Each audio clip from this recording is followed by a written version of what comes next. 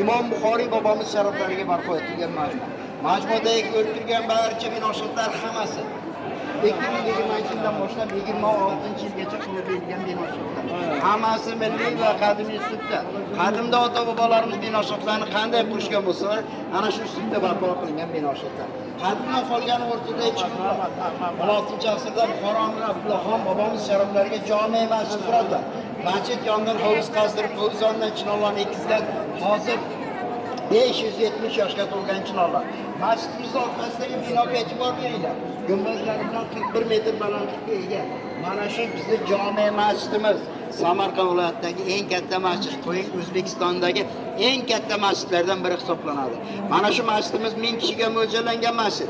Juma kunlari, mana o'tgan kuni sajdayon juma kunida mana shu yerda 15 mingdan ortiqroq odam juma namozidan o'qib berdi.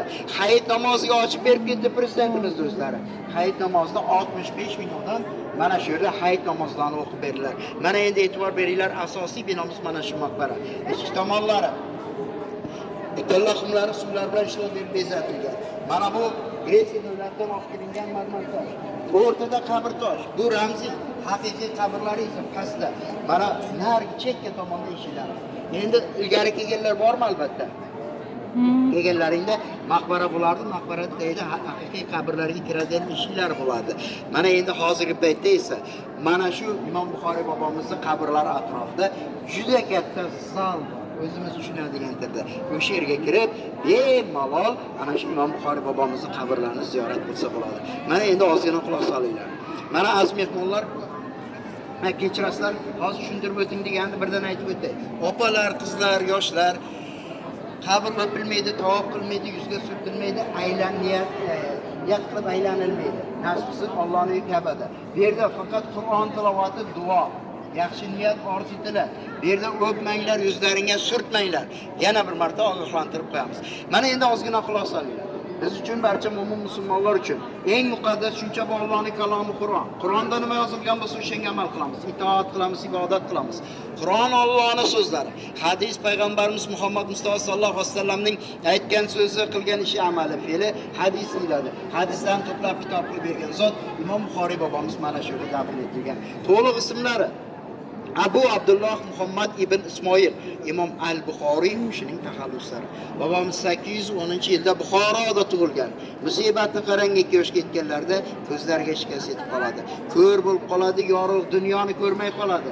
Onalari juda ham xudojo'y, taqvodor, duolari ijobat bo'ladigan inson bo'larkan, kecha-yu kunduz mana shu farzand haqqiga duo qilar ekan, iltijo qilar ekan, yolvorar ekan, Alloh taolodan ko'z so'rar ekan. Shunday so'zlarni aytar ekan: "Ey Parvardigor, mening ham farzandimga ko'z ato qilgin. U ham yorug' dunyoni ko'rsin, boshqa insonlar qatori yashasin." Ana shu iltijolari 2 yilga cho'zilgan. Lekin onaxonimiz iltijolarni to'xtatmaganlar. Oradan 2 yil o'tib, iltijo qila charchab, joynamoz ustida o'tirgan holda uxlab qolar ekan. Shunda tushlariga Ibrohim alayhissalom kirar ekan, aytar ekan: "Ey onaxon, seni ohu nolalaring, qilgan zorlaring Allohga yetib bordi. Alloh seni farzandingga ko'z nuri bilan birgalikda ziyo ham yubordi." Onaxonimiz uyg'onib qarasalar, farzandining ko'zlari ochiq, yorug' dunyoni ko'rib turar ekan. Qarang, onalarining duosi ijobat bo'lg'usidir degan hadis bor edi. Haqiqatga mos tushar ekan.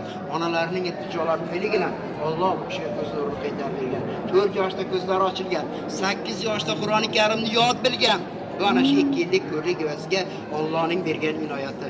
Inoyatning mohiyati kuchli, xotira, o'tkir aql, zakovat, zehnlari shunchalik o'tkir bo'lar ekan, har qanday kitobni bir o'qishda yod bilar ekan. Bironta so'ziga, bironta harfiga adashmaganlar. Ana shu tariqa 16 yoshga to'ladilar.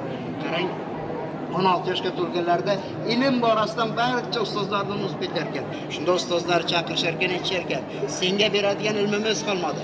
Hammasini bizdan-da ziyoda o'rganib bo'lding. Endi dunyodagi boshqa ilmlarni o'rgangin. Kelajakda buyuk olim bo'lasan." Ana shundan so'ng bobomiz safarga chiqqanlar. Maqsadlari haj, ilm olish. Haj safariga onalarni, Ahmad ismli akalarni olib ketadilar.